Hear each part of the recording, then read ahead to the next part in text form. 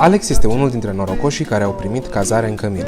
Doar că nu știe asta încă, așa că astăzi el urcă treptele Universității Cuza pentru a vedea dacă se află pe listele de cazare afișate la facultate. Asta imediat după ce își face o poză cu leul.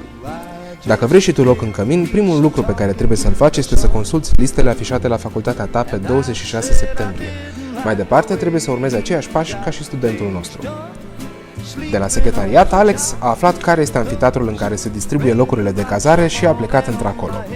Ajuns în sală, el trebuie să completeze un contract de cazare, să depună o cerere de stabilire a reședinței, după care îi va fi înmânată legitimația de Cămin. Mai departe, el își ia toate documentele, inclusiv dispoziția de cazare primită tot acum și pleacă spre căminul în care a fost cazat. Aici va fi probabil coadă. Sau poate nu. Înainte să intre în cameră, Alex trebuie să treacă pe la comisia de cazare din Cămin. Aici va avea nevoie de o fotografie și de buletinul de identitate.